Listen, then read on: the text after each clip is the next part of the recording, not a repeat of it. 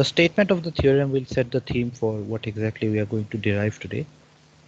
So if we just look into it, the equipartition theorem, okay, so that's basically the name of the theorem.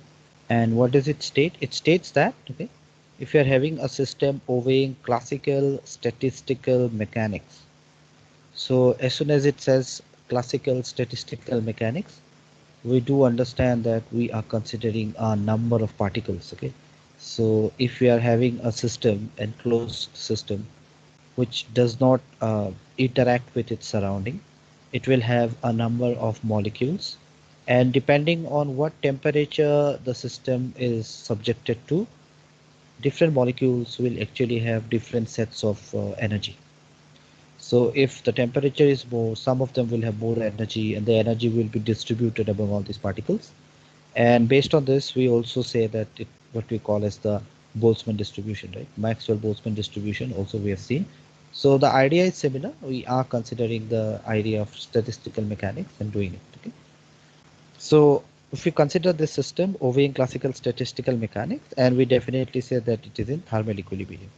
So means it doesn't exchange any particle, okay, or even the change of temperature or its atmosphere. It's not having any kind of interaction with the external system. So you simply have a box, okay, and then you have got the particles here, okay, and then they will move around as per their will, and they will be restricted, right? So it will move in this direction and so on. So I think these things we have already seen before. And then this is at absolute temperature. So usually we are doing everything in terms of Kelvin. Whatever measurements or calculations you will do it in terms of Kelvin. Okay. So what is the mean energy associated now with each degree of freedom? So what do I mean by each degree of freedom? So if you are having a particle, and if you are considering a typical configuration space, these degrees of freedom will be more or less 3, right?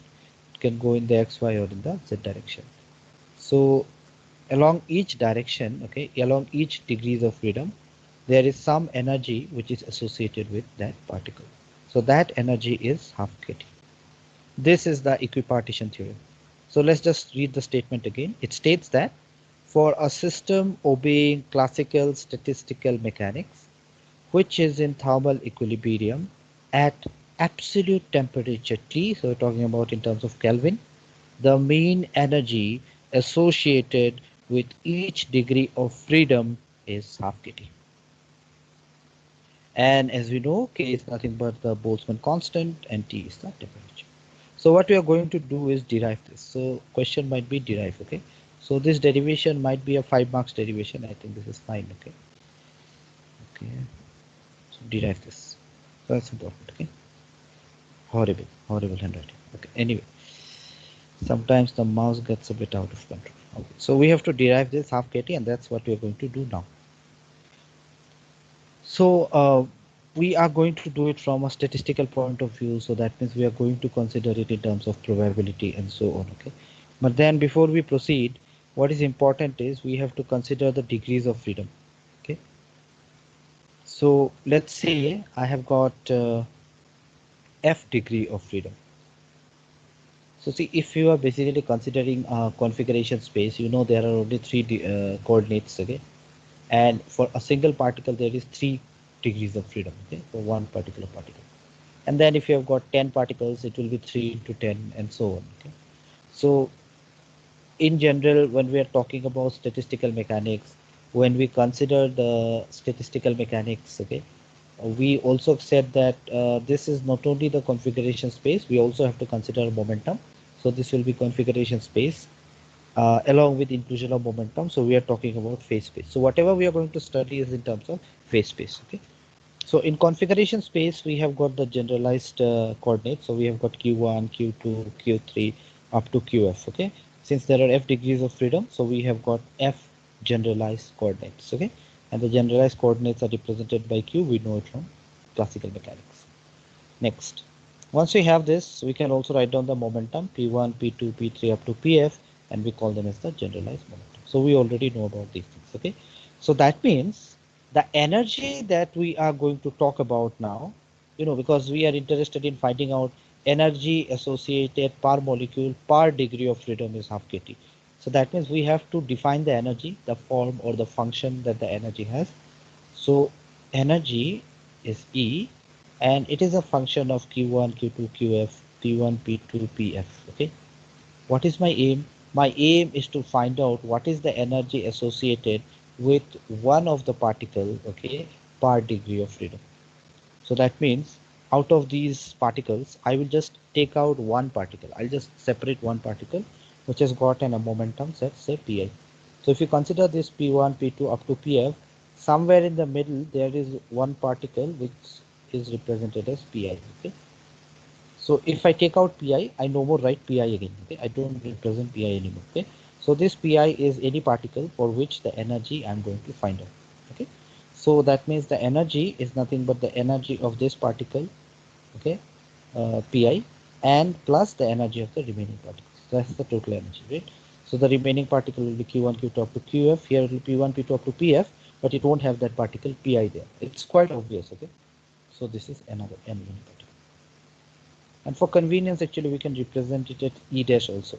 So generally, we can say E is equal to EPI plus E dash. Okay, this is the notation that we are going to use for the derivation. So let's just go to that now. Okay, let's go for the derivation now. And before we do the derivation, let me just write down some predefined things that we already know. First thing, energy. So we know energy is equal to half mv square, and we can actually write it down as p square divided by 2m. Okay, and you know this 2m is basically a constant, right? The mass of the particle. So 1 by 2m can be considered to be a constant b into p square. Just taking it for convenience. Okay, the form is basically used for convenience. So this is bp square. So any particle I will be can be represented with this energy b into pi square. Okay, where pi is the momentum of that particle. Please remember, this small p we are representing it as momentum. Okay, so in exam also, please don't get confused here. And we did see from Boltzmann distribution that the probability of, okay, the energy level ei to be there is nothing but proportional to e to the power minus e by kt. What is this e? This e is the total energy. Okay, so this is something which we have already seen from probability Boltzmann distribution. So here this pi represents the probability, here this pi represents the momentum. Don't get confused. Okay, the number of characters that we have in the English alphabet are minimum. So sometimes we do differentiate between the capital and the small caps and small. Okay, so pi can be written as a e to the power minus e by kt. Okay, this is the general form. We are going to incorporate it for the derivation now. This is the general form, and pi is the probability. Okay, pi is the probability. So please remember this. That's important. Okay. Now what we are going to do is we are going to find out the mean energy, because it says the mean energy associated is half kt. So that means we can use the definition or idea of mean and do our derivation. Okay, so please be careful with this. Okay, this is something which we are going to check now. So let's have a look here. So mean energy, statistical mechanics, even in quantum physics also. Okay, when you represent a mean, you usually use it within the angle bracket. Okay, so you write down e within the angle bracket. That means you are taking an average, the mean. And then the distribution of energy is more or less continuous in nature. That is one of the assumptions that we do when we are actually deriving the Boltzmann distribution and so on. Okay, so we cannot use a summation here because it is continuous, so we'll use integration. So when you want to take the mean of, let's say, 1, 2, 3, 4, you just add 1 plus 2 plus 3 plus 4 divided by the total number of observations. So if there are 4 observations, divided by 4. So you can take the mean. So that means whatever are the values, we add them up, okay, and divided by what is the number of observations. Okay, so you see, if you consider this e to the power minus e by kt, that's the total energy. Okay, and ei is the energy of that one particle. Okay, so try to think about it. Okay, I will explain it later also, don't worry, we're going to come across these things again and again. But then I think this is very obvious that we actually go from an energy range of minus infinity to plus infinity. Okay, and if we are going to add up all the particles, okay, which are actually having this energy EI, or the single particle which has got this energy EI. We'll just consider this, okay? And you know, this is actually spread over the generalized coordinate and generalized momentum, okay? So please don't get confused here. This energy EI for that particular particle, okay, whose momentum is pi, is spread over these variables, right? dq1 dq2 up to df, dp1 dp2 up to dpf, okay? They are having this variation in all those aspects, okay, divided by the total. So what's the total? Total is e to the power minus e by kt, dq1 dq2 up to df, dp1 dp2 up to df, okay? So this is the mean energy. This is actually how you represent mean energy, okay? So when we do this, after this, what we have to do is basically just do some integration calculations, okay? That is what we do. So let's just do that calculation now. So what we can do is we can change this E, okay? We have this E now. We are going to change it now, okay? So E, as we have seen before, can be written as EI plus E dash, okay? Because you are integrating with respect to EI, so obviously you should have a term. If there is a term EI in exponential, you should include that, right? So EI into e to the power minus of EI plus E dash divided by KT, and then the remaining term, okay? This is very obvious. And at the bottom also, we can just write it down as EI plus E dash divided by KT. Okay. So once done, what we can do is we can just separate out the variables. We can just take e to the power minus EI by KT into e to the power minus E dash by KT. Okay, so we can just separate them out. And if we separate them out, what we have is this. Okay, if we separate them out, we can actually see that some of the term gets cancelled out. Okay, so if we just separate them out, you see here what happens. Let me keep this. Yeah, this is entire thing. Yeah. Fine. So let's separate them out. So if we separate them out, you see that e to the power EI e to the power minus EI by KT is here into dpi. Okay, okay, because you know e to the power e by kt is dependent on this dq1 dq2 up to dpf, dp1 dp2 up to dpf, right? Okay, and if we are restricting our motion, we are just considering the momentum part here, because you know ei actually whatever we have written was actually nothing but a function of only pi. That is something which we have defined it, okay, predefined it. So when we consider mean energy, definitely we have to consider all the possibilities, okay? But then we already know that EI is a function of PA, okay?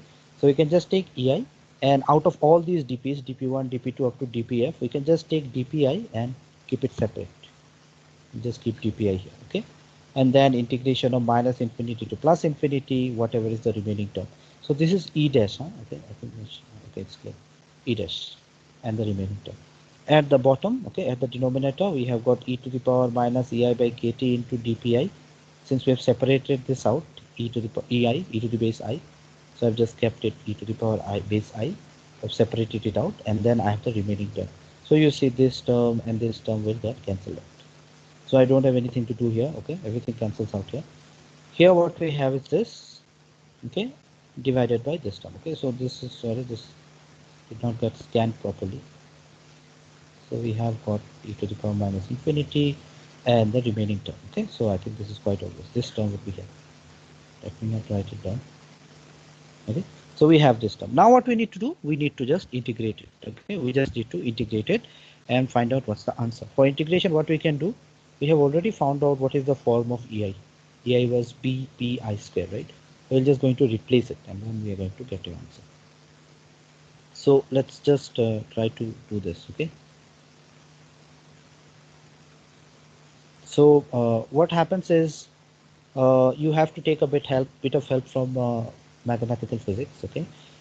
You might have already derived Gaussian integral, or you will be deriving Gaussian integral, but then this result you have to remember, okay, because it's a long derivation. You cannot really include this derivation when you answer this question, but then this is a result you should also remember for your entrance exams and all, okay, because what happens, they do ask you these results, or you might be landing into some kind of derivation where you need to use this integration result, okay. So this result, if you remember, I think it's good. It will help you in your future also, okay. So the result is this. This is Gaussian integral. Okay? If you want to derive it, you can get this derivation in any mathematical physics book, and this is based on Gaussian distribution. No, sorry, Gaussian integral. So the result is this: integration of minus infinity to plus infinity x square e to the power minus ax square dx. Okay, the answer to this is half root over pi by a cubed. And I can take one a square out. So in simplified form, I can write it down as 1 by 2a root over of pi by a. This is one result that you have to remember. Okay, so I will mark this asterisk because this you need to remember. Okay, and then this is again minus infinity to plus infinity e to the power minus ax square dx. This is just root over of pi by a. This also you should remember. So these are some Gaussian integrated results that you should remember. And where do I use it? I use it whatever we have just now derived. Okay. So if you look into the previous section, okay, what we have seen here is this. See, we just did some calculation, we did some cancellation, and finally we arrived here. See, we arrived here. Okay, you see, EI is BPI square. Okay, and this term EI is BPI square. So you do have a pi here. So you're differentiating in that integral, that is x. In our term, the variable is pi. So that x will be replaced by pi, and you can get your result. Okay. So if you do that, if you just check that out, okay, you can see here. So let's just do it. Okay. So I have just taken simpler step of writing it down directly, but I think this is very obvious. Okay. So we can use these two results, okay? And if you remember, the term that we had was integration of minus infinity to plus infinity. In place of x square, we can actually represent it by in terms of momentum, okay? So if we represent it in terms of momentum, we can simply write it down as bp square. So this is bp square. That is our x square. Let me not represent I here. We already know it is I here. There is a I here. Okay? So BP I square, right? E to the power minus of, again, this representation is different there. Okay. So you know that that term is actually e to the power minus of EI divided by KT. Okay. So in place of EI, we can simply write it down to be nothing but BPI. Okay. So if you replace that, you get this equation. So what we can do is we can use this result 1 divided by 2a. And what is our a? Our a would be nothing but b divided by kt. Okay, 1 divided by 2 into b divided by kt. Okay, where does this b comes from? Okay, so this b is this b, because that's a constant that will go out. Okay, so you have to do the derivation on your own. If you do it, it's easy. So this b will go out, and we have just got this pi square. Okay, so that pi square is nothing but x here. Here also you'll have pi square, and then this will be a. But this a will always be b by kt. If you compare it, it will be b by kt. Okay, so it will be 1 divided by 2a. A is b by kt. Root over of pi by a. So pi by a. A is b by kt. Okay. So what I can do, I think I can just probably just check this. Okay, and just do it here. So what we are doing is we are putting this. Okay, we're putting this bp square. So it's a bit difficult. If it was a board, I would have done it very easily. Sometimes handling the mouse becomes a bit difficult. Okay, anyway. So हमारे पास ये है, right? हमारे पास ये है. So now I can easily compare this result. Okay. So if you do this, you can simply write it down to be integration. Okay, b p square. Okay. So this is bp square e to the power minus of bp square. Okay, and just do the denominator. Denominator you can do divided by kt. So if you do that, you see this p square, this is p square, okay, and this is b, which can actually come out because that's a constant. Okay, so that was the b we're talking about, and this is dp. So our variable is p. So then this is nothing but 1 by 2a. So you see 1 by 2a. A is whatever remaining other than p. So it is b by kt. So b by kt is our a. Okay. So if you do it once or practice it once, it should not be very difficult for you. Okay. So what we can do now is we can just compare them, okay, and then compare it and then put the result divided by this term. Okay, we only had e to the power minus ei by kt. Again replace it, it is nothing but pi by a. So if it is pi by a, means we can just simply write it down as root over of pi divided by b divided by kt. Okay, so you see this is b, this is 2b by kt. So I can simply simplify this. I can write it down b into kt. This kt will come on top divided by 2b. So bb gets cancelled. We have got 2 here. This is kt. So this is half kt. And this is root over pi by b kt. This is also root over pi by b by kt. So this and this will get cancelled out. So what I have here is nothing but half kt. So that's the mean energy. Okay. So you see this derivation is not difficult. It is one of the simpler things that you will get. If somehow it is asked in exam, you should be able to score well. Okay, it's very simple. But then I'll just like to conclude here with something very important. Let's see this. Okay, let's just read the statement once again. So okay, let me just remove this. Okay, so what happens is this: average energy is half kt. So this is the energy which is associated with each degree of freedom per molecule.